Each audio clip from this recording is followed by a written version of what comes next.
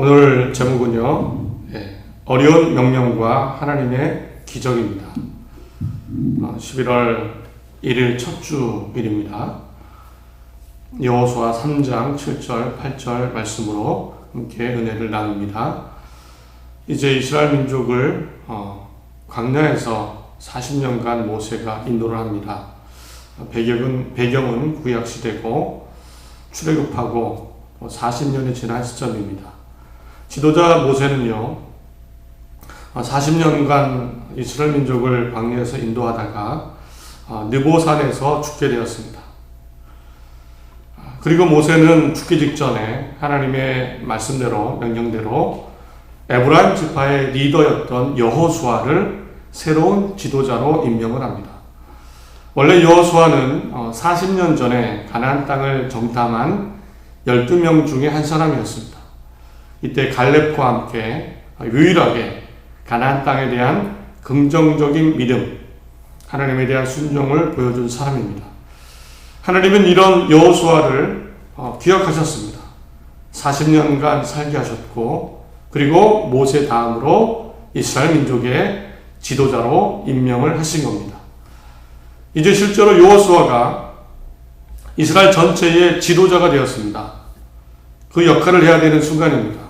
이때 하나님이 모세에게 나타나셨듯이 여호수아에게 직접 말씀하셨습니다. 그리고는 모세처럼 여호수아가 해야 할 임무를 말씀해 주십니다. 1장을 보면 1장 1절부터 9절까지 나옵니다. 여호수아에게 주신 명령 말씀은 크게 두 가지였습니다. 첫째는요, 우선 지금 요단강을 건너서 이스라엘 민족을 데리고 약속의 땅으로 들어가는 것, 이것이었습니다. 1장 2절을 보면 내 종 모세가 죽었으니 이제 너는 이 모든 백성과 더불어 일어나 이 요단강을 건너 내가 그들 곧 이스라엘 자손에게 주는 그 땅으로 가라. 요단강을 건너서 그 땅으로 들어가라. 그러면 땅을 차지하게 될 것이다. 이런 명령과 약속의 말씀을 하셨습니다. 6절에 강하고 담대하라. 너는 내가 그들의 조상에게 맹세하여 그들에게 주리라 한 땅을 이 백성에게 차지하게 하리라. 요단강을 건너서 이스라엘 민족을 데리고 약속의 땅으로 들어가라. 그 땅을 차지할 것이다. 첫 번째 임무였습니다. 그리고 또 하나는요, 모세가 명령한 율법, 하나님께 받은 것이죠. 모세가 알려준 말씀을 다 지키고 행하여라.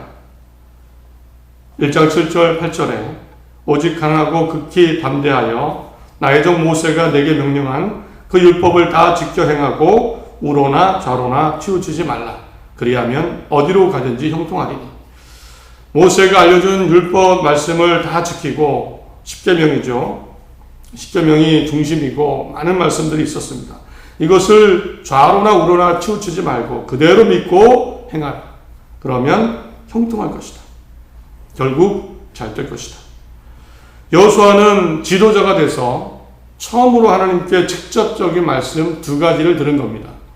요단강을 건너서 이스라엘 민족을 가나안 땅으로, 약속의 땅으로 데리고 들어가라. 또 하나는 모세에게 들은 십계명 많은 말씀을 좌로나 우로나 치우치지 말고 다 지켜야 해라. 그리하면 땅을 차지하고 형통할 것이다. 여호수아가 지도자가 돼서 처음으로 들었던 실제적인 말씀이었습니다. 진영 곳곳을 돌아다니며 백성들에게 이야기합니다.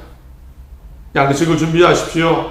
사흘 안에 이 요단강을 건너서 하나님 여호와께서 너희에게 주사 차지하게 하시는 땅을 차지하기 위하여 들어갈 것입니다.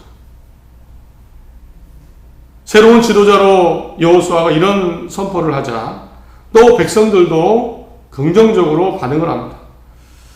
여호수아에게 대답하여 이르되 당신이 우리에게 명령하신 것은 우리가 다 행할 것이요 당신이 우리를 보내시는 곳에는 우리가 가리이다. 분위기가 굉장히 좋습니다.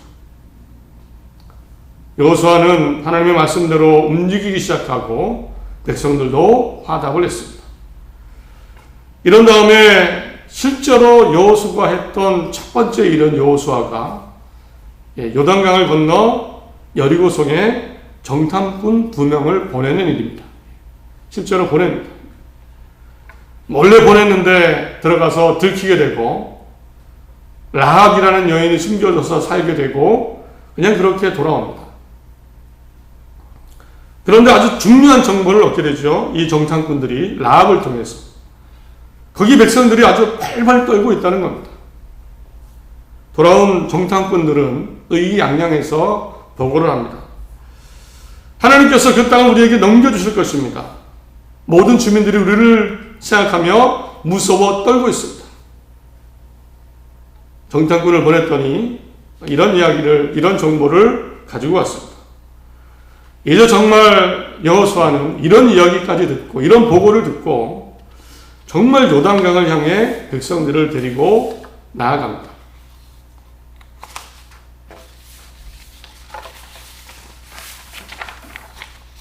아침 일찍 일어나서 요단강 바로 앞까지 백성들을 데리고 와서 거기에 멈췄습니다. 실제로 요단강을 건널 준비를 하고 실행을 한 겁니다. 지휘관들은 돌아다니면서 이렇게 얘기합니다.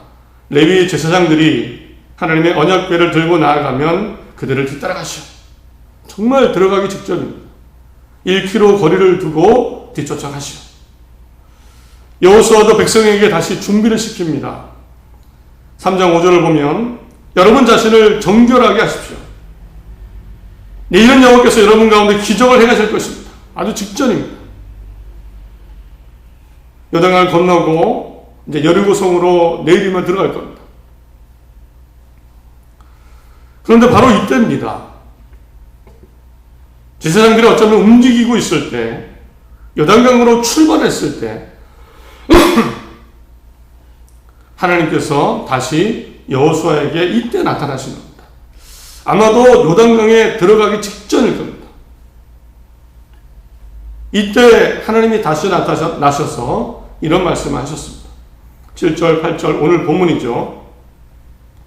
여호와께서 여호수아에게 이르시되 내가 오늘부터 시작하여 너를 온 이스라엘의 목전에서 크게 하여 내가 모세와 함께 있었던 것 같이 너와 함께 있는 것을 그들이 알게 하리라.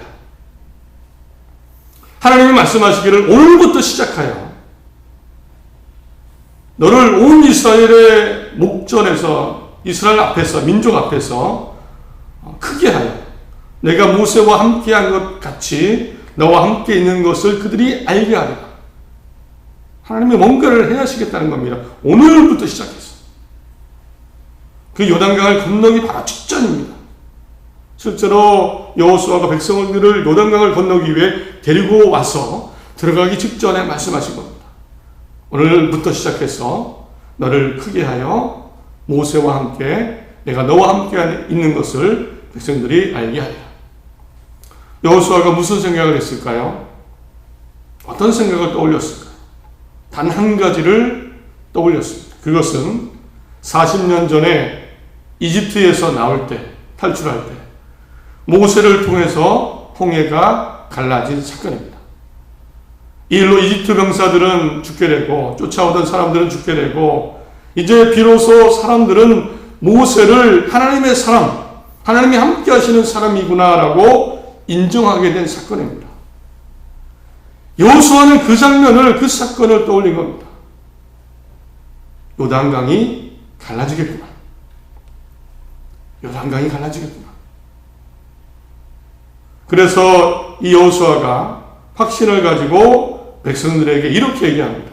13절에 온 땅에 주의 여호와의 궤를 맨 제사장들의 발바닥이 요단 물을 밟고 멈추면 요단 물 곧 위에서부터 흘러내리던 물이 끊어지고 한 곳에 쌓여 서리라. 우리가 요단강을 건널 때 언약궤를 맨 제사장들이 요단강을 밟는 순간 그 요단강 물이 마치 뚝처럼 쌓여 갈라질 것입니다. 이런 이야기를 사람들에게 이야기했습니다. 여호수아는 자신감을 가지고 백성들에게 이런 이야기를 한 겁니다. 안 믿는 사람도 있었겠죠. 40년 전에 홍해 갈라지는 사건을 본 많은 사람들이 거의 다 죽었습니다. 이 세대들 어릴 적 기억이 있을까요? 새로 태어난 사람 없지요. 안 믿는 사람이 많았습니다. 그런데 실제로 어떻게 되었습니까? 정말 제사장들이 발을 내디는 순간 요단강 물이 뚝처럼 쌓여 멈췄습니다. 마치 홍해가 갈라지듯이. 기적이 일어난 이후에 실제로 어떻게 되었습니까? 이후에 4장 17절에 이런 말씀이 있습니다. 그날에 여호와께서 모든 이스라엘의 목전에서 여호수아를 크게 하시며 그가 생존하는 날 동안에 백성이 그를 두려워하기를 모세를 두려워한 것 같이 하였더라. 이후로 여리고성을 점령하고 백성들을 이끌고 나아가는데 큰 힘이 되었습니다. 여호수아를 두려워함으로 지도자 역할을 하는데 매우 큰 힘이 되었습니다. 놀라운 기적을 통해 실제로 여호수아는 세움을 받은 겁니다. 이제 이런 요단강이 갈라지는 사건을 통해 높임을 받은 여호수아를 보면서 오늘 여호수아라는 사람이 실제로 실천했던 요단강을 건너라라는 명령을 생각해 보겠습니다. 요단강을 건너라. 하나님의 첫 번째 명령 중에 있었습니다. 1장에 보면 요단강을 건너 라는 말씀이 있었습니다. 저는 처음에는 이 요단강을 건너라는 말씀을 그냥 전혀 머릿속에 기억하지를 않았습니다. 그냥 그 땅을 차지하게 하라. 이 말씀에 핵심을 주었습니다. 중심을 주었습니다. 그냥 요단강을 건너는 방향으로 넘어가라. 우리도 한강 너머에서 만나자. 한강 넘어서 갑니다. 라고 얘기하면 어떻게 생각합니까? 실제로 한강을 헤엄쳐서 막 건너는 그런 상상 안 하지 않습니까? 지하철을 타고 버스를 타고 자동차를 타고 한강 다리를 건너 안전하게 한강을 건너는구나 라고 생각을 합니다. 저는 그런 식으로 생각했습니다. 요단강을 건너는 그냥 어떻게 물이 가장 얕을 때 안전한 때 그쪽 방향으로 가라는 말씀이구나 이렇게 이해를 했습니다. 그런데 그게 아니었습니다. 당시 여호수아에게는요 요단강을 건너라는 말씀은 아주 실제적인 말씀입니다. 배도 없고 차도 없고 다리도 없습니다.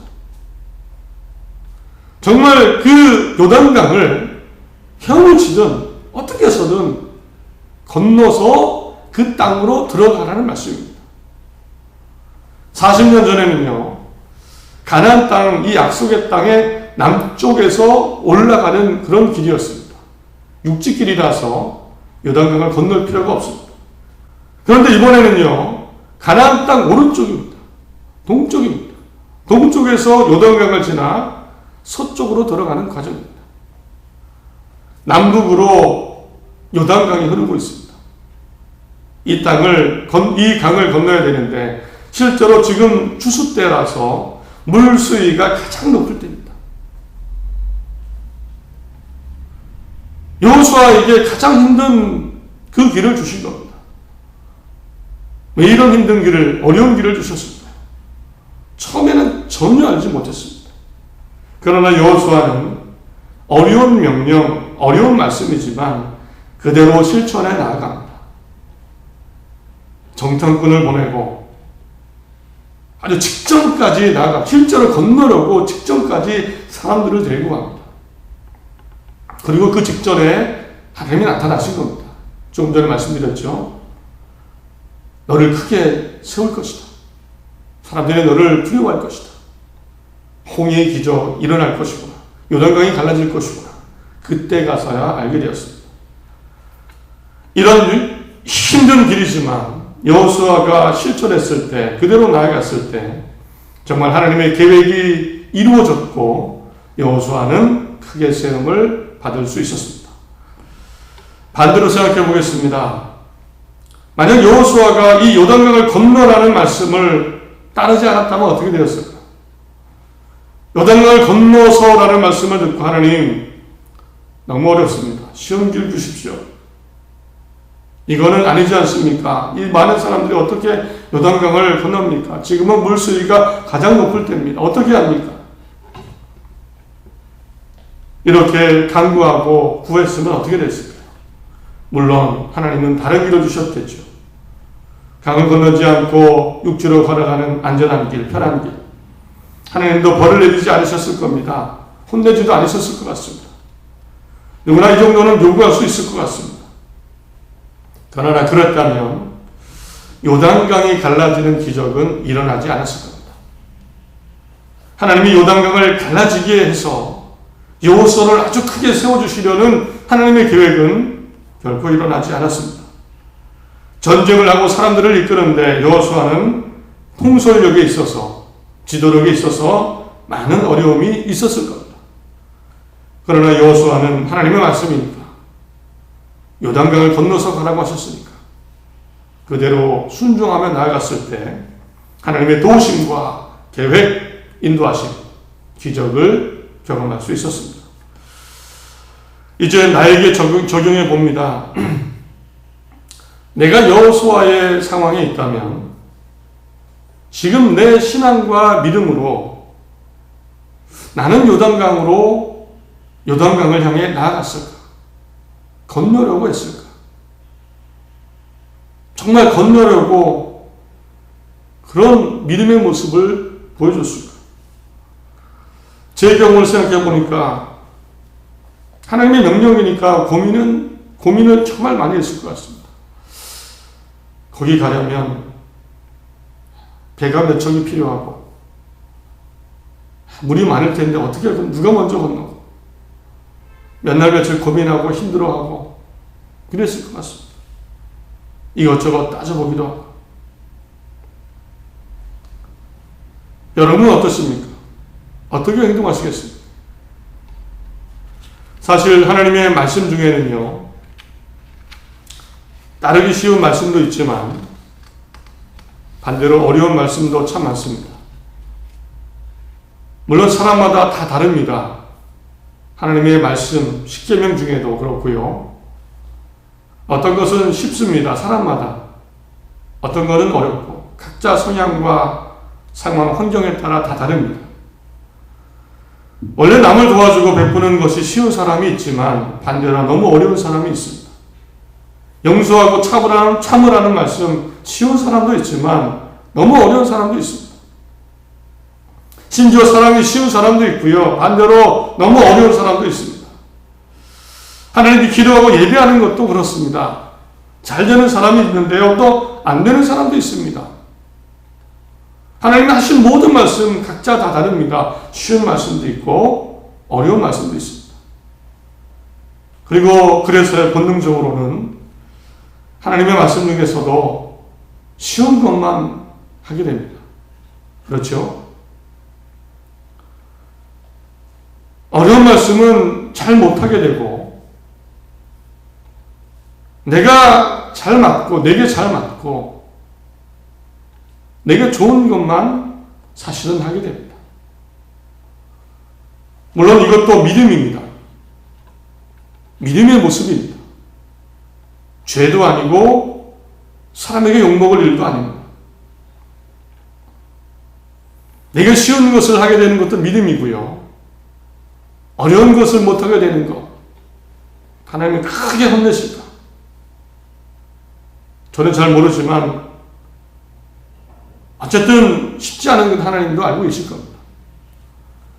그런데 가장 큰 차이가 있습니다. 오늘 말씀을 보면 쉬운 말씀을 따라가다 보면 하나님이 계획하신 기적을 경험하기 어렵다는 겁니다. 여호수아가 요단강을 건너라 라는 말씀을 거부했다면 요단강이 갈라지는 기적은 사실은 일어날 수 없는 겁니다. 하나님이 계획하셨어요. 우리도 그렇습니다. 쉬운 말씀, 편한 것만 가다 보면 하나님이 기대하시는 기적, 계획하시는 기적을 기대할 수는 없습니다.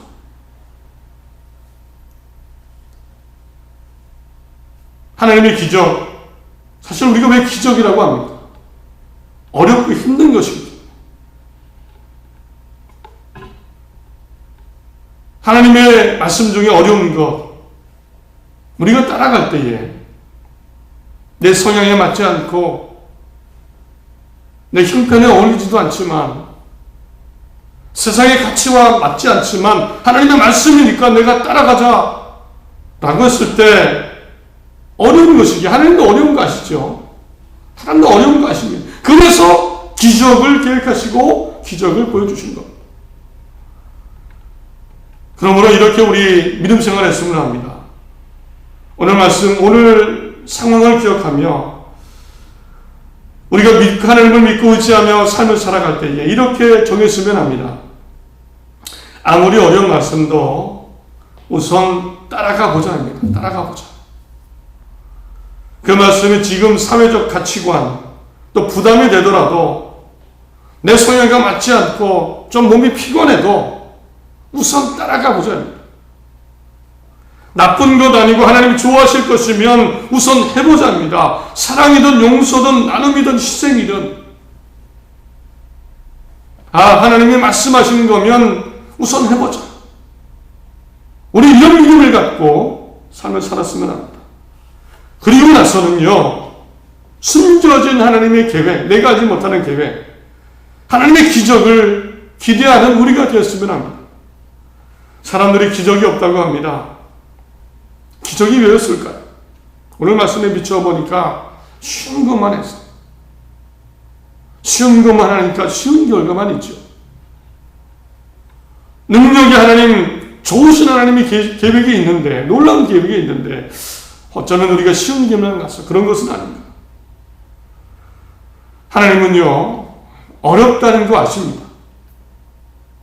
어렵다는 거 아십니다. 지금 같은 때에 정말 순전한 모습으로 잘 믿는 것, 또 예배하는 것조차도 지금 이 시대에 어렵다는 거 아실 겁니다. 어렵다는 거 아시기에 하나님이 계획하시고 기적을 행하시는 겁니다. 정말 하나님이 좋아하시는 것, 말씀하시는 것 따라가 보자. 그리고 서로 만났을 때 하나님의 기적을 이야기하는 그런 우리들의 삶, 신앙의 모습이 되기를 간절히 바랍니다. 말씀을 맺습니다. 어쩌면 지금 나의 모습이 요단강 같은 힘든 문제 앞에 있을 수 있습니다. 삶이 어려운 그런 요단강 같은 문제, 또 신앙이 어려운 그런 요단강 같은 부담되는 그런 순간이 있을 수 있습니다. 이럴 때일수록 하나님을 바라보시기 바랍니다. 능력의 하나님, 좋으신 사랑의 하나님을 기억하시기를 바랍니다. 하나님을 굳건히 믿으시고 하나님께 기도하시며 하나님의 예배, 하나님을 향한 예배를 잃지 마시고 하나님을 의지하고 나아가시기를 바랍니다. 하나님의 놀라운 계획이 있습니다. 하나님의 기적을 믿으시고 기쁨으로 새로운 한 달을 맞이하시기를 간절히 소원합니다.